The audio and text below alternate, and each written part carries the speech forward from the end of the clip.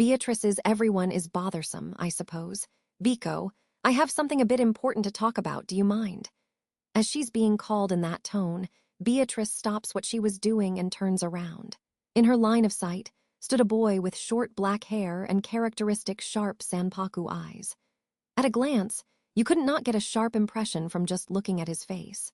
But in actuality, that was most definitely not the case. His character had a softness unrelated to that sharpness.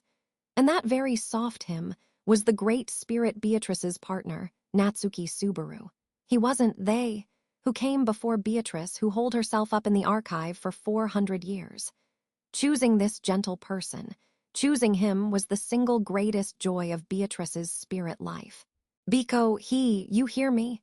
Doubting the unresponsive Beatrice, Subaru, who was tilting his neck, called her a second time. At that call, she cleared her throat.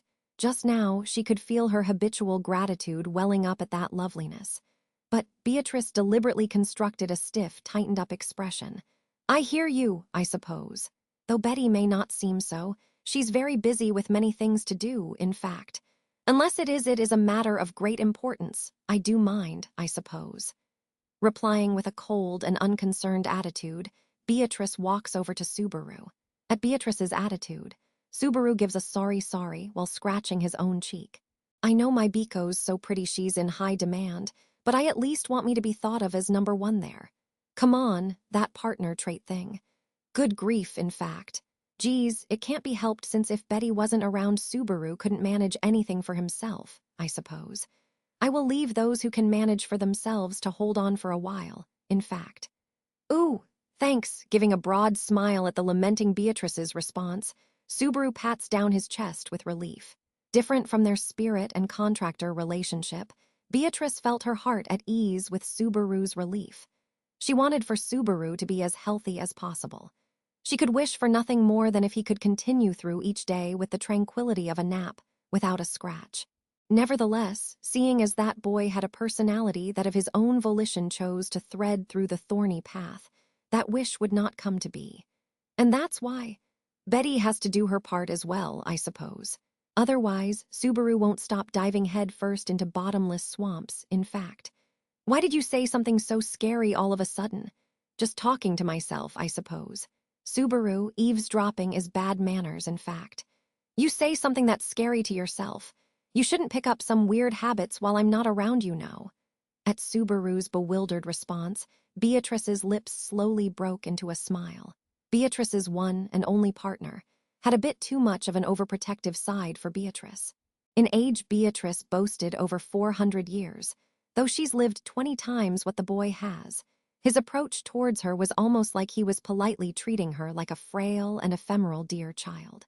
She realizes the fact that she's being treasured, so she will never particularly blame him for it. And so, this conversation isn't moving forward, so I will move it forward, I suppose. Now what unreasonable problem could Subaru be bringing Betty this time, in fact? With that phrasing, it makes it seem like I regularly ask Biko for nothing but the impossible right.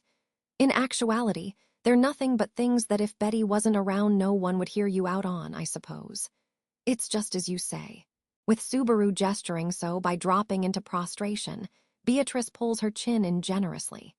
And then, Subaru slowly bends his knees and puts his lips close to Beatrice's ear. The truth is, Anastasia got possessed by an artificial spirit. What should we do, though? And as she's truly being brought an impossible problem, Beatrice's lovely face furrows into a heavy frown. Currently, the group Beatrice and her partner Subaru belong to are in the middle of preparations for leaving from the Watergate city of Pristella to the Roswell estate. Since the great crisis that struck the Watergate city, the attack from the witch cultists, several days have passed. Little by little, signs of the reconstruction efforts for the city are beginning to be noticeable. However, the scars left by the terrible believers run deep. The wounds that would not heal if left to be are not few by any means. Seeking a method to deal with those wounds, they will travel to the land of the East, with Subaru as their core member. Their goal, the Tower of the Sage that resides at the easternmost edge of the world, foreseeing that this journey will be their most difficult one yet. Literally, The members are in a situation in which they must tackle this problem together as one. That said, seriously, Subaru is so troublesome, in fact. Touching her own broad forehead, Beatrice grumbled a long, weary sigh that was uncharacteristic of her appearance. Having heard Subaru's shocking confession that Anastasia had been replaced by an artificial spirit, Beatrice waveringly went directly to observe in great detail Anastasia's condition. In all honesty, Beatrice doesn't know what Anastasia's usual attitude is. They don't interact, and so she wouldn't have anything to compare even if her behavior or actions are unnatural. Because of that, she changed what she'll have to see. Her actions and personality, her way of being, those will not do. She had to keep an eye on the flow of the mana surrounding her. The result of that is, she was able to perceive a faint interference with the gate that is invisible unless consciously focused on. She proved that what Subaru said was not the result of some bad dream. Most likely, there's a problem with the girl's gate itself, I suppose. That's why, not just Betty, but nobody else could have taken notice of this, in fact. It's not just her trying to make excuses. This is the sensation she acquired from observing Anastasia's condition. A gate birth defect. The humans carrying such deficiencies are not few. Being that it was an organ that wasn't there to begin with, it was a defect that ultimately arose from having the gate added afterwards. For better or for worse, it wasn't stable. That precedent was well known by Beatrice. Between that girl and Roswell, Betty can't judge which of the two is better, I suppose. Being unable to use magic, or overusing it, which one would have a greater impact in one's life.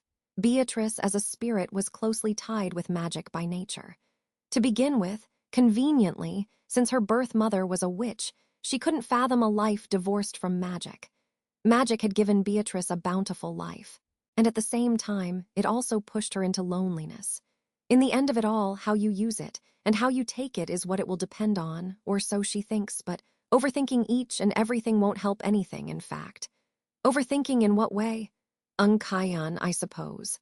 Right after whispering gloomily, a voice coming from right behind Beatrice made her jolt. Turning around with that momentum, standing there was a girl, staring in wonder with bluish-purple eyes, Emilia. She gave a light laugh with a "so sorry" at Beatrice shrieking and jumping away. I didn't think you would be so surprised. It super scared you. It's bad for the heart, I suppose. It's not like Betty would be troubled if her heart stopped, though. But if you continue, you'll stop the heart of someone like Otto, in fact. Be careful, I suppose. You're right. I'll be careful for Otto's heart. Taking a breath to calm herself, Beatrice, having said so, gave Emilia a very serious nod. Fundamentally, she was a girl who honestly lent her ears to what others had to say, though she also had a side that was a bit too honest. That's Bubby's raising at work there, in fact. As expected of Bubby, I suppose. So then, what were you looking at so much, Beatrice? Absent-mindedly from above Beatrice's head, Emilia, who was peeking at the beyond, raised her voice. What she saw in her line of sight was the figure of a girl in a kimono with light purple hair. Anastasia Hashin, currently a person whose flesh is being taken over by a different existence. Beatrice, on Subaru's advice, had gone directly to confirm the veracity of what he said. To do that, she had unexpectedly ended up taken to tailing Anastasia. But Beatrice, why were you looking at Anastasia? That, in fact. A reason taller than a mountain, deeper than the great waterfall, I suppose. That response, it somehow seems super Subaru-ish. With a hand to her mouth, Emilia snickered lightly. By themselves, those were words of praise to Beatrice, but meeting Emilia here complicates things extremely. From the way Subaru spoke of it, it seemed like he didn't want the situation with Anastasia to spread too much. In the first place, for the coming journey, Anastasia was to be their guide to the Pleiades watchtower in the Auguria Dunes. The journey could not occur if she were missing. It would mean that in this case, the one in charge of guiding them would not be Anastasia herself, but the artificial spirit. Artificial spirit, Beatrice held complicated feelings for even that title. Of the artificial spirits that were created by the witch Echidna, in which Beatrice is included, only 3 exist in this world. The first of which is Puck, and the last is Beatrice. Which would mean the one inside of Anastasia would be the third yet unseen one. The last of her kind, of whom her mother Echidna did not talk much about, and even Beatrice didn't know. Different from Puck, for whom she held strong feelings of affection for since birth. Strangely, the last of her kind did not elicit any feelings of fellowship or familial bonds from her. Or perhaps that may change if she meets them in person. She did not have the courage to confirm. And Beatrice was having great difficulty coming up with an excuse for that abundance of circumstances. Of course, with Emilia a simple excuse would be easy enough to fool her with, but she didn't really want to. Fooling an honest, quick-to-believe girl with a lie would tug at her conscience. Grrrrrrrr, in fact. And so she was searching for a breakthrough while growling, however. Geez, Beatrice, you're so obstinate. Hey, don't frown like that. You know, I don't always need to be sheltered. I'm not as unperceptive as Beatrice worries I am. Emilia, looking at the fretting Beatrice, Emilia began to say that. While putting a hand to her chest, her bluish-purple pupils were staring fixedly at Beatrice, who felt shame for herself. In this year, Emilia, who struggled earnestly in Puck's absence, had shown Beatrice a growth above what she had hypothesized, particularly when she was taken away by an archbishop, and she still didn't give up, and eventually defeated a formidable opponent together with Subaru. Bubby's girl has grown this much, I suppose. Foo-foo, that's right, because I am way taller than Beatrice. Don't you get carried away, in fact. Betty's looks have just been molded by hand by mother into a perfect appearance, I suppose. This is my final perfect form, in fact. All right. So then, should we go? And so the smiling Emilia grasped Beatrice's hand. That happening caused Beatrice's eyes to widen in awe. She looked up at Emilia's clasped hand and her smile. Go. Go where, I suppose? Geez, don't be stubborn. We're going to be traveling together to a faraway place, and yet you haven't properly talked with Miss Anastasia, so you're nervous, right? I'll come along with you, so we gotta go get along with her. You absolutely did not understand, in fact. It wasn't to the point that you could call it a waste to be moved, though that she misunderstood made Beatrice irritated. However, Emilia tilted her head with a "Is that so?" And so then, why were you looking at Miss Anastasia? In fact. Questioned by Emilia's round pupils, Beatrice was once again at a loss for an answer. She couldn't come up with a good excuse. That said, she couldn't decline Subaru's request. At the edge of that dilemma, Beatrice drooped her shoulders crestfallen. As expected of Emilia, I suppose. It seems you saw right through Betty's thoughts, in fact. See, I was right. Don't worry. Miss Anastasia is a super good girl. At the innocently smiling Emilia, Beatrice returned a smile with tense cheeks. And then, dragged by her hand, she was taken to Anastasia, who she had been tailing.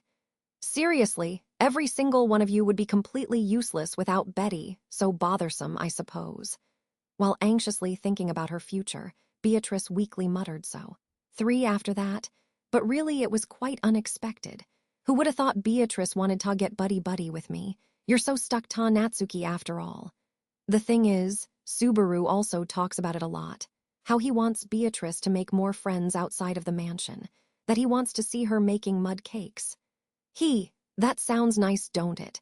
But you know that kinda sounds like a married couple talkin' about their daughter, don't it? Anastasia nodded as if moved by Emilia's story. The way Emilia went married couple. At that reply that went right over her head, made Subaru's daily efforts clear. In contrast, Beatrice, who was being treated like a daughter by the two, had inscrutable emotions. Beatrice, you've made yourself so small. Are you perhaps nervous? Nervous. Those words would be the words most unrelated to Betty, in fact. In the first place, in this situation Betty would have no reason at all to feel nervous. You fumbled a lot there at the end, didn't ya? Anastasia gave a wry smile at Beatrice, who was hiding behind Emilia while hugging her arm. Looking closely at that smile, Beatrice continued to keep her guard up. While patting Beatrice's head, Emilia gave an apology with "I'm sorry." She talks a lot more usually, but she has a bit of a shy side. Emilia really does seem like a mother, don't she? Really? Is that so? Foo-foo, a mother. She says I'm a mother, Beatrice. Emilia relaxing her cheeks as she appears happy. Beatrice, seeing her reaction, breathes a heavy sigh. If she was going to act like a mother, Beatrice wished she could consider her feelings more. Though, if she did, it would be an injustice to Subaru. So in the end, she wished she wouldn't after all. And then, while Beatrice was having internal turmoil, Anastasia slowly bent her knees. Then, having met eye height with her, she gave her a slight smile. "Looks like you spoke with Natsuki, but don't doubt me that much, aight? Nerg, in fact. Personally, I want to get along with Beatrice. We're comrades, ain't we?" Anastasia's slight roundabout manner of speech left Beatrice with her mouth gaping open. Emilia was heard giving out a comrade after that exchange, but she brushed it off with some appropriate words. Taking in that feeling of being cornered in its entirety, Beatrice once again put a hand to her brow. "The future is worrisome, I suppose," and as she polished her forehead, she looked up to the sky. The end.